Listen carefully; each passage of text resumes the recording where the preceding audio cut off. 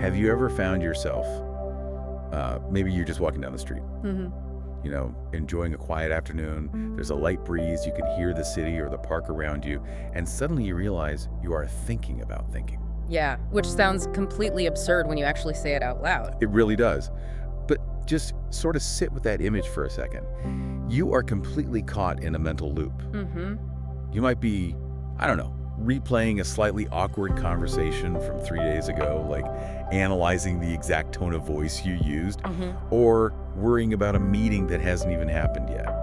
Or maybe you're just mindlessly scrolling through your phone at 2 in the morning, completely unable to put the device down. Right, because your brain just gets stuck. It's a deeply universal feeling. Exactly, and it raises this really profound question that we're going to explore today. When does thinking actually cross the line and become overthinking? And much more importantly, how do we break out of these mental loops when they start to basically hold us hostage? So, welcome to this deep dive. Today we have a mission, and it is entirely about you and the actual physical architecture of your mind. It's a question that plagues almost everyone at some point, I think. And the answers we've uncovered in today's stack of sources are, honestly, they're truly remarkable. We're looking at this massive, fascinating intersection of different fields here. Yeah, it's quite a stack. Right. We have cutting-edge neurobiology research looking at the literal physical architecture of the brain, deep insights into addiction and trauma recovery science, practical psychological frameworks like acceptance and commitment therapy, which is usually just called ACT, and, believe it or not, classic philosophical and psychoanalytic theories on humor from Sigmund Freud and Herbert Spencer. Which is such a wild combination of sources. It is.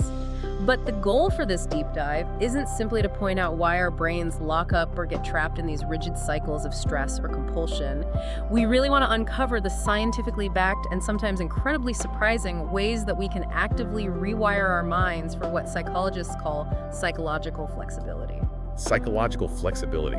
I love that term. Yeah, we're going to look at how you can use mindfulness, storytelling, and even just a really good joke to physically alter the structure of your brain. Okay, let's unpack this.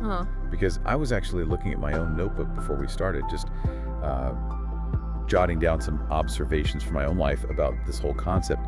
Things like those late night thinking loops, worrying about the future, repeating the exact same problem over and over without ever actually arriving at a solution. Right, the brain is trying to solve problems. Exactly. The brain tries to solve the problem, but sometimes it just keeps running the engine without the car going anywhere. It's just mental noise. Yeah. So to really understand why we overthink or why we, freeze up during a big presentation, we have to start by kind of popping the hood on the brain itself. If you were to look at the physical architecture of your thoughts right now, you would see that a great deal of your moment-to-moment mental life is governed by the interplay of two major systems. And I like to think of them as the tortoise and the hare. So the tortoise is your prefrontal cortex, or the PSC. This is the logical, analytical, basically the CEO of the brain. It's located right there behind your forehead. And the PFC is the part of you that plans for the future, handles complex math, exercises self-control, and thinks in shades of gray. But it's slow. It requires conscious, labor-intensive effort. Yeah, it's an energy hog. Exactly. But then, on the other side, you have the hare. And this is the limbic system, specifically a tiny, almond-shaped structure called the amygdala. And the amygdala is your primitive emotional center. While the prefrontal cortex takes its sweet time and weighs all the different options, the amygdala reacts in milliseconds. It does not think in shades of gray. It thinks in absolute black and white. It's your survival. Exactly. It operates almost entirely unconsciously and relies on pure association. It essentially holds this massive filing cabinet of snapshots of every threatening situation you have ever faced. And when a new situation has enough features that match one of those old snapshots, the amygdala just hits the alarm. It triggers the emotional, physiological, and behavioral responses of the fight or flight system. So it is incredibly fast, but it is not nuanced at all. Okay, so you have this slow, rational CEO trying to steer the ship, and this lightning-fast, highly emotional alarm system constantly scanning for danger. Right? But wait, if they're so different, why are these two systems constantly at war?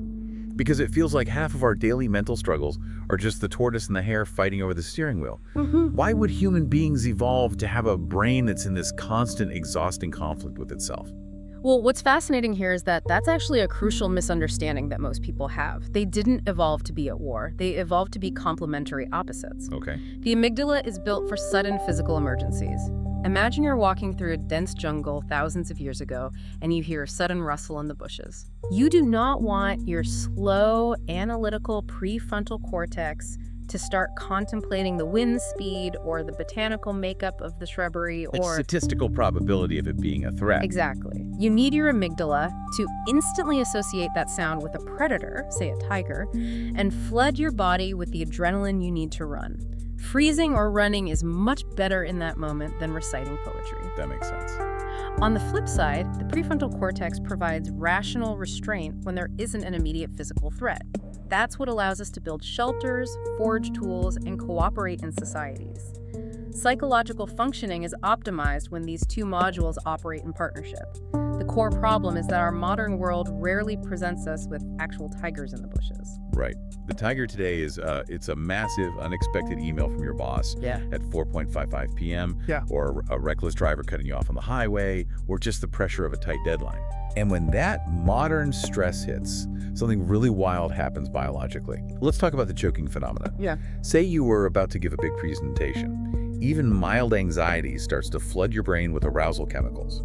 We were talking about norepinephrine, dopamine, and cortisol. The adrenal glands just spritz this cocktail into your bloodstream, and it travels straight up to the brain. And this isn't just a vague feeling of being nervous, right? It's a physical chemical event that radically alters how your brain networks communicate. It is a profound structural shift. This neurochemical flood literally disconnects the triangular-shaped pyramidal cells and synapses in the prefrontal cortex. The connections weaken instantly. Wait, they physically disconnect? Yes, the brain shifts from a reflective state where you're using your PFC to think critically and access your working memory to a reflexive state. The amygdala takes over completely, the high-level executive control shuts down, and the older primal parts of the brain assume command. This is why, when you are incredibly stressed, your mind can just go totally blank. You can't remember the words you rehearsed, you can't think logically, because the biological hardware required to do those things has literally been temporarily taken offline by cortisol and norepinephrine. The mechanism that was designed to save your life from a predator now gets triggered by everyday anxieties, causing you to lose your executive function right when you need it the most. I want to pause on that because it is such a relief to hear. When your mind goes blank on stage or in an argument, it's not a personal failure. It is literally your brain executing an ancient survival protocol. Exactly. One of the sources we are looking at, an article from Psychology Today, shared this striking anecdote that really brings this home. It was about a trauma survivor who would feel physically nauseous whenever she smelled brewing coffee. Right, I read that. Now, her prefrontal cortex, the logical CEO, knew perfectly well that the coffee was completely safe. But because she had experienced a terrible assault in a room where coffee was brewing years ago, her amygdala had simply associated that smell with severe danger. The amygdala doesn't do logic, it just does association. Yeah, pure association. And because the limbic system has nerve pathways extending downward into the body controlling digestion, heart rate, and breathing, it triggered a biological gut reaction. Her prefrontal cortex was saying, it's just coffee. But her amygdala was screaming, danger, and making her physically sick. That anecdote perfectly illustrates the sheer overriding power of the reflexive brain. The olfactory bulb, which processes smell, has a direct line to the amygdala. It actually bypasses the thalamus, which acts as the sensory relay station for almost everything else. Oh, wow, really? Yeah, it's an ancient, hardwired pathway. And if we look at the bigger picture here, chronic stress, or repeatedly triggering this alarm system, has severe long-term consequences. It doesn't just happen in a single moment of panic. When the brain's reward and stress systems are pushed to their absolute limits repeatedly, we move from everyday overthinking and stress into the realm of compulsion and addiction. This is where the brain's physical architecture actually begins to change shape over time. Okay, so if the brain is constantly reinforcing these negative impulsive pathways through neuroplasticity, does that mean the damage is permanent? How do we actually intervene? To answer that, we have to look at what happens when we hijack this system entirely. Right. Let's talk about the extreme loops of addiction, dopamine, and the loss of psychological flexibility. The sources dive really deep into the mesolimbic dopamine pathway. Now, before we get to the heavy terminology, let's make sure I'm visualizing this right. Where exactly is this dopamine pathway located, and what does it look like in action? So it sits deep within the central part of the brain. It connects an area called the ventral tegmental area, or VTA, to the nucleus accumbens. You can kind of think of the VTA as a dopamine manufacturing plant, and the nucleus accumbens as the primary reward center that tells the rest of the brain, hey, this is important, pay attention. Okay, VTA to nucleus accumbens. Got it. Dopamine is fundamentally a signal of motivation and learning, designed to reinforce behaviors that keep us alive.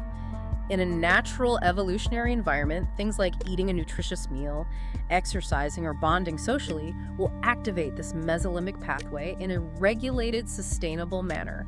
The brain releases a measured amount of dopamine to say, that was good for survival, remember how to do that again. But artificial stimuli, whether that's recreational drugs, alcohol, gambling, or honestly even the endless scroll of a social media feed, completely hijack this delicate system.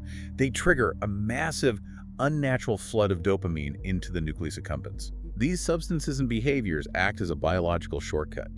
They bypass the normal, healthy effort required to get a natural reward, and they deliver a surge of pleasure that the brain was never evolved to handle at that intensity. And the brain is a highly adaptive mechanism. It constantly seeks homeostasis or balance. If you blast a stereo at maximum volume for hours, eventually you're going to blow the speakers. So the brain turns down the volume to protect itself. This process is called downregulation. Downregulation. Yeah. To compensate for the massive artificial spikes of dopamine, the brain actually reduces the number of dopamine receptors it has available on the surface of the neurons, and it decreases its natural baseline dopamine production. Which leads to a really tragic biological adaptation called anhedonia. Exactly. Anhedonia is the inability to feel pleasure from normal everyday activities. Because the receptors have been physically dulled, a beautiful sunset, a delicious meal, or a deep conversation with a friend barely registers anymore. The person now needs the artificial stimulus, the substance or the compulsion, just to bring their dopamine levels up to what used to be a normal baseline. They aren't even getting high anymore. They're just desperately trying to stop feeling awful and empty. Right. The pursuit completely shifts from seeking pleasure to avoiding the profound pain of withdrawal. And this constant cycle severely degrades the prefrontal cortex we talked about earlier. Executive function is compromised. The tortoise is basically out of the race. Completely. The individual loses the ability to weigh long-term consequences against short-term gratification. This loss of cognitive flexibility leads to two distinct but related behavioral traps: impulsivity and compulsivity. Here's where it gets really interesting. Yeah. There was this fascinating study with rats and Fruit Loops in our sources that perfectly illustrates this. I want to set up the premise because it's so strange but so revealing. It is a great study. Researchers used what they call a delay discounting paradigm in a T-maze. Basically, they put a rat in a maze where it had to make a choice. It could choose a low-value reward, about a quarter of a Fruit Loop available immediately, or it could choose to wait 15 seconds for a high-value reward, which was 1 1/4 Fruit Loops. Right. Normally, a healthy rat will figure out the math. It will realize that waiting the 15 seconds is absolutely worth it for the bigger payout. But the researchers wanted to see what happens when specific parts of the brain are taken offline to mimic the damage caused by addiction and chronic stress. Yes, and the results were stark. When they temporarily inactivated the medial prefrontal cortex, the MPFC, the rats became highly impulsive. They completely lost their self-control. They just couldn't wait. They could no longer tolerate the 15-second wait at all. They just kept grabbing the tiny, immediate piece of the Fruit Loop, continuously sacrificing the larger future reward. That perfectly models choice impulsivity, the inability to delay gratification, which is a hallmark of an addicted or highly stressed brain. But they also tested for compulsivity, right? Using a totally different setup with odors. Yeah, they used an odor reversal task. In this test, the rats learned that a specific smell meant they would get a reward. They learned the rule. Then, the researchers suddenly changed the rules without warning. The old smell no longer meant a reward, and a totally new smell did. When they inactivated a different part of the prefrontal cortex, the orbitofrontal cortex, or OFC, the rats kept making what are called perseverative errors. Perseverative errors. Right. Even though the old smell no longer gave them any reward, they compulsively kept choosing it. They couldn't adapt to the new reality. They were stuck in a behavioral loop, repeating an action that no longer served them, simply because it was what they had learned in the past. I want you, the listener, to really think about what that means for your own life. You might not be running a T-maze for sugary cereal, But how often do you make impulsive choices because you simply cannot tolerate the discomfort of waiting? Or how often do you compulsively repeat a bad habit? Checking your ex's social media page, staying up too late scrolling when you are absolutely exhausted, or arguing the exact same point in a relationship, even though you know, rationally, it doesn't bring you any reward anymore. Exactly. Whether it's a severe chronic addiction or just the frustrating, stubborn bad habits we all deal with, overstressing our reward pathways degrades our cognitive flexibility. We lose the ability to flexibly navigate our lives.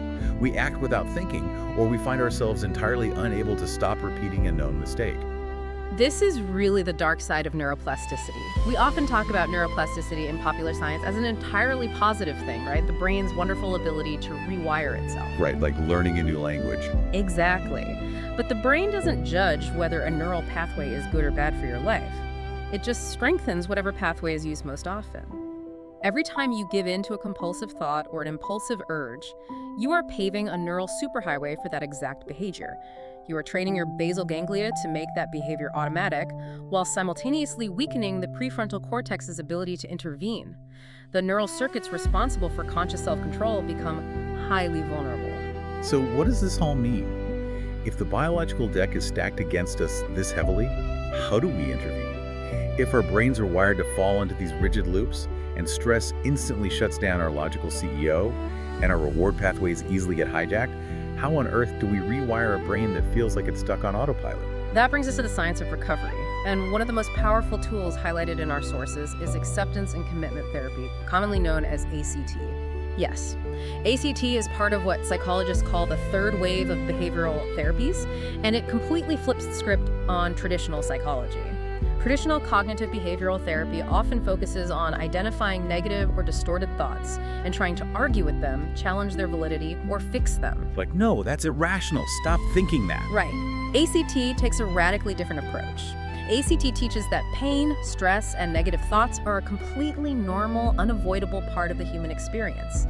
Trying to fight them, suppress them, or argue them away often just creates more mental noise and actually strengthens the neural pathways associated with that distress. But isn't that deeply counterintuitive? If I have a massive presentation tomorrow and my brain is screaming at me that I'm going to fail and embarrass myself, my instinct is to fight that. My instinct is to look in the mirror and tell myself, no, you're going to do great. You are prepared. You're telling me that ACT wants me to just agree with the panic. That sounds a lot like giving up. It sounds like giving up, but it is actually a strategic disengagement. When you look at the foundation of ACT, it's built on something called relational frame theory. Relational frame theory. Yes. This theory points out a profound glitch in human evolution, which is language. Because human beings use language, we can associate words and concepts with fear or pain, even if there is no direct physical threat present.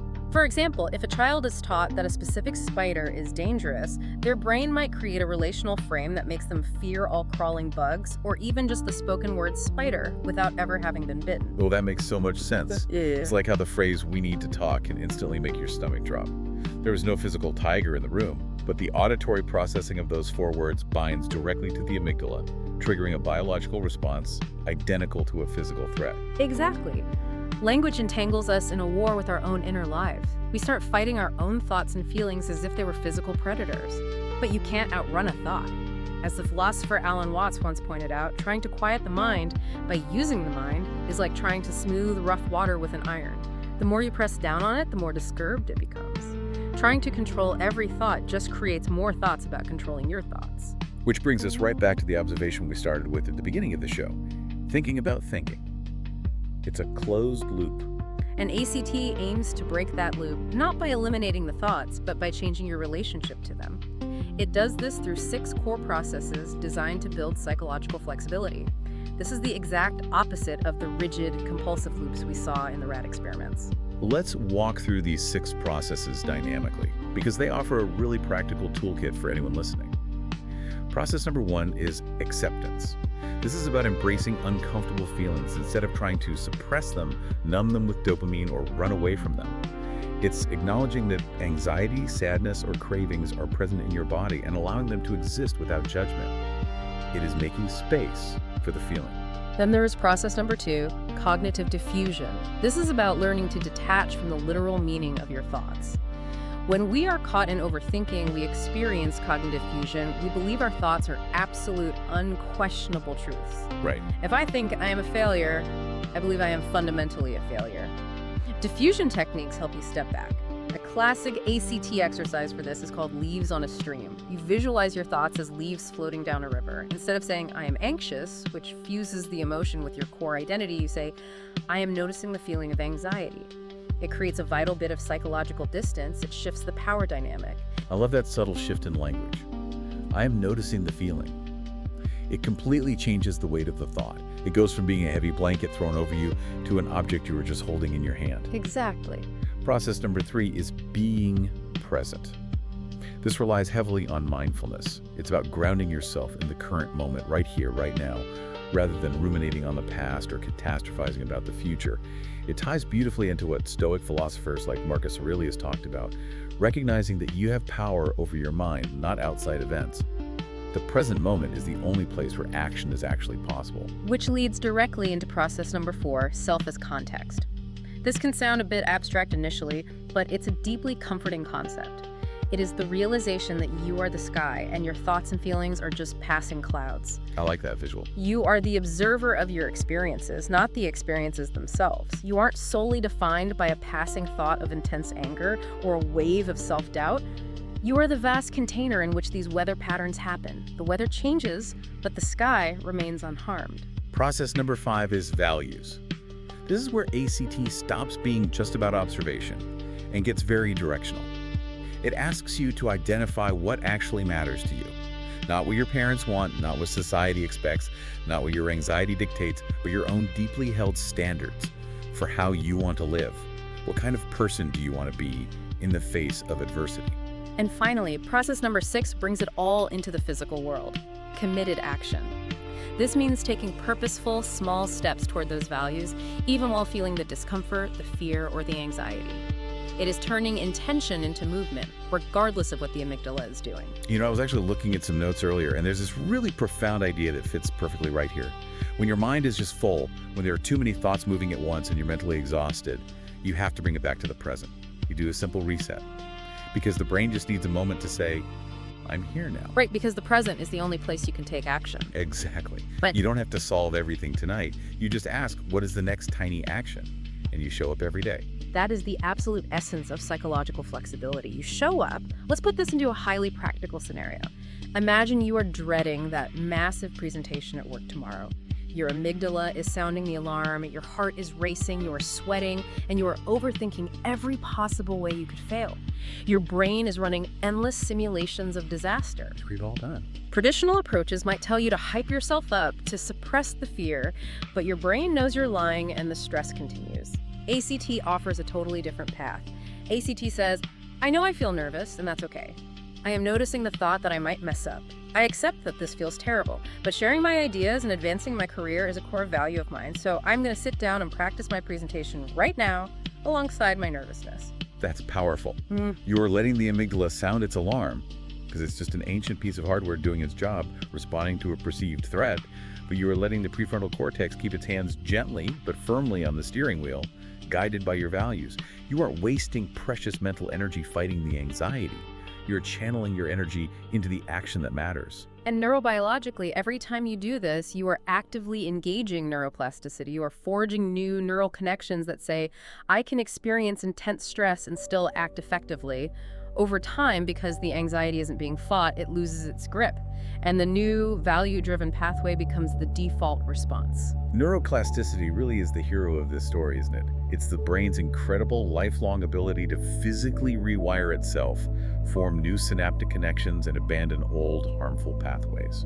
We've talked about how therapy and mindfulness harness this, but the research from our sources points to another profoundly effective way to engage neuroplasticity and heal the brain from trauma in rigid loops: art and storytelling. Yes, the intersection of art therapy and neuroscience is producing some staggering insights right now.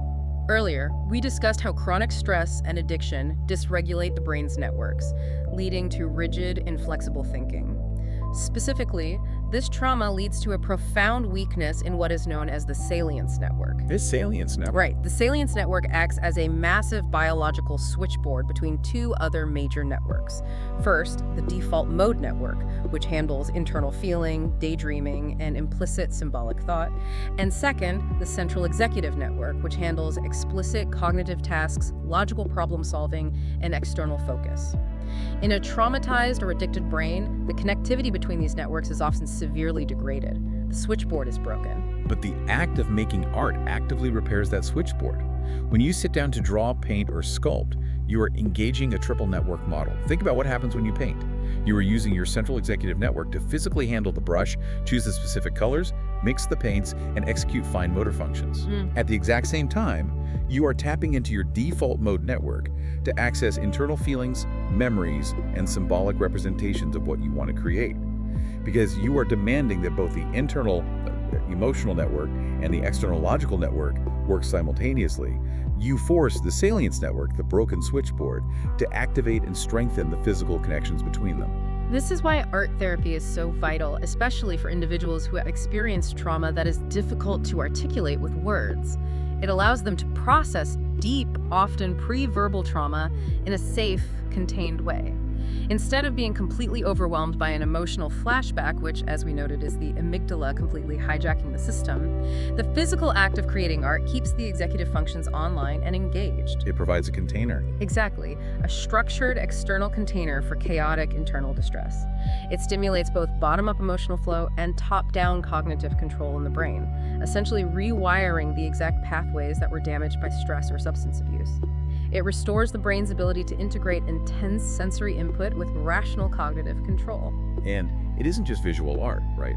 The brain itself is fundamentally a storytelling machine. The research from the Dynamic Memory Laboratory at UC Davis, looking at the hippocampus, really points to this.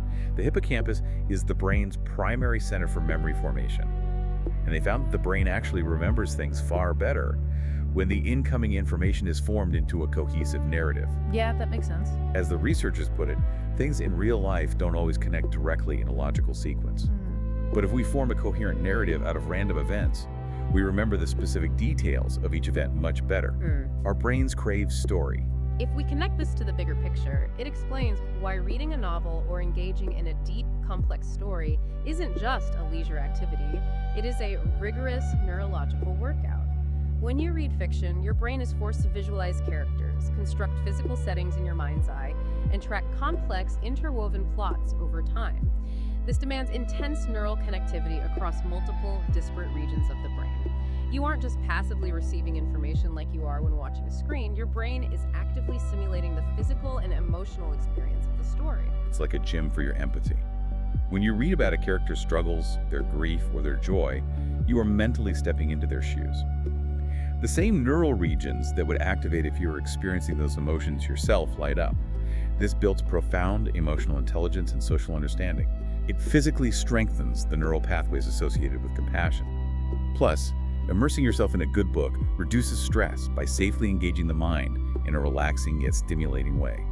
It offers a profound, slow-burn alternative to those cheap, fast, anxiety-inducing dopamine spikes we get from mindlessly scrolling social media. Storytelling, whether you're consuming it through a novel or creating it by framing your own life, helps contextualize our struggles. It allows us to view our own pain as part of a larger narrative arc, which fosters the very psychological flexibility we have been talking about. You can look at your own overthinking or your own stubborn bad habits not as permanent, fatal flaws, but as chapters in a story where the protagonist, you, is learning to overcome obstacles. I love that. But building these new neural pathways takes persistence. It takes time to build that model of yourself. You have to show up every day. The brain doesn't rewire itself overnight. That is such an important point. You show up every day.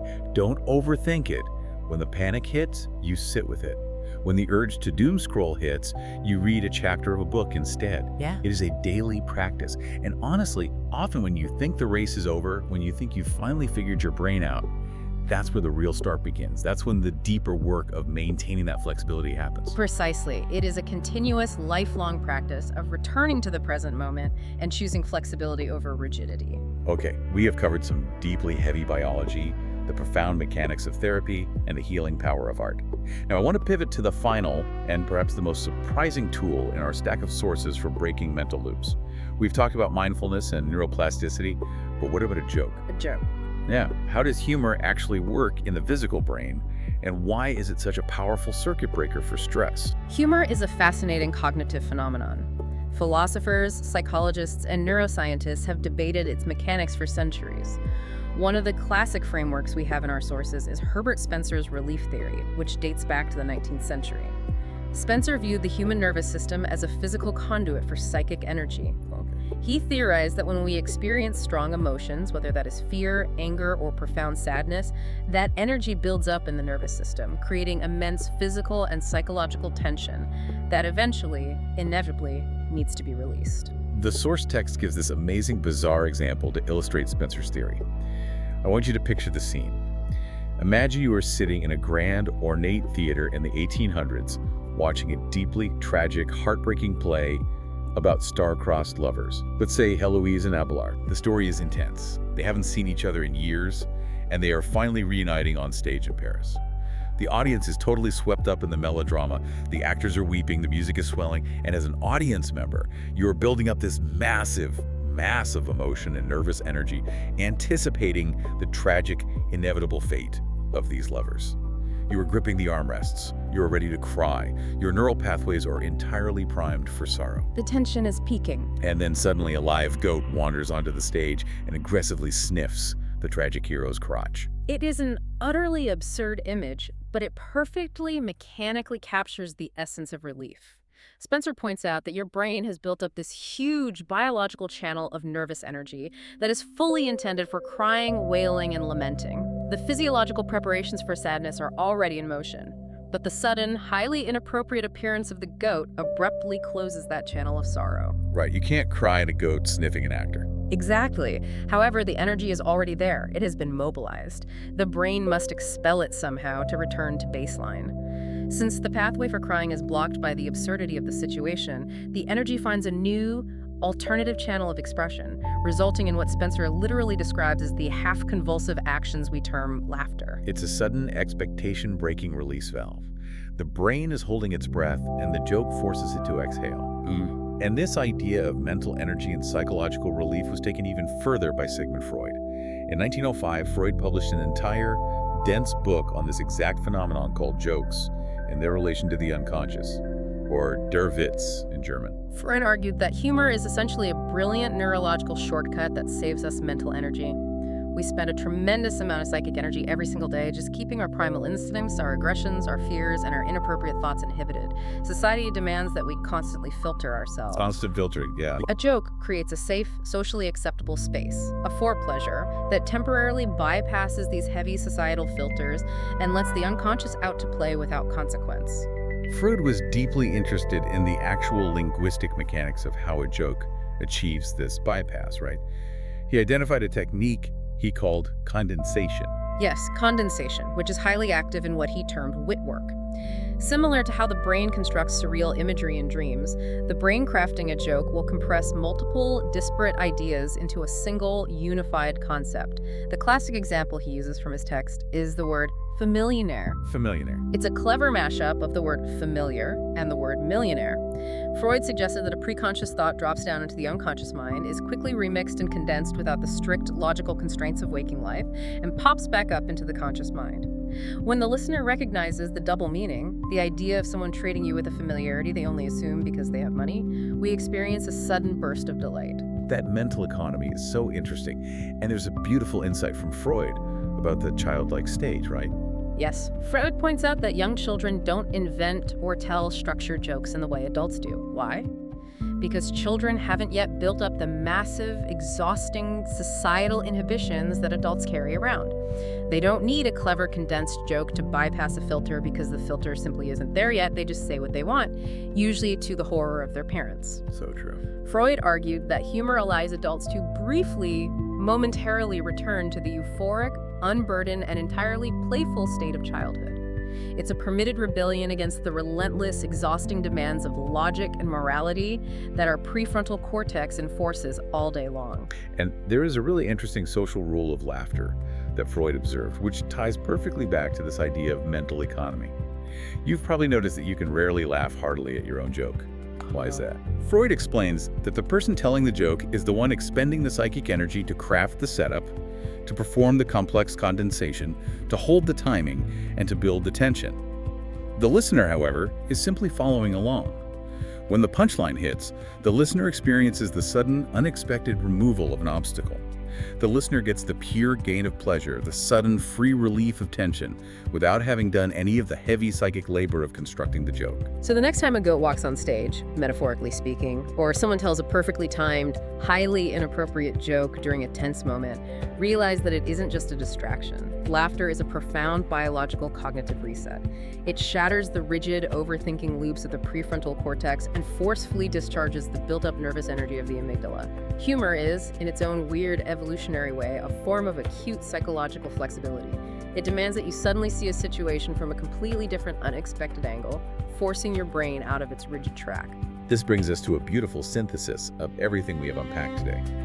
We started by looking at a brain that feels fundamentally flawed. A brain where the slow, rational CEO is constantly hijacked by the panicking primitive amygdala. We saw how easily this biological system can be overwhelmed by modern stress, leading to the mental paralysis of choking, and how chronic overstimulation from our modern environment can trap us in the rigid, repetitive loops of impulsivity, compulsivity, and addiction.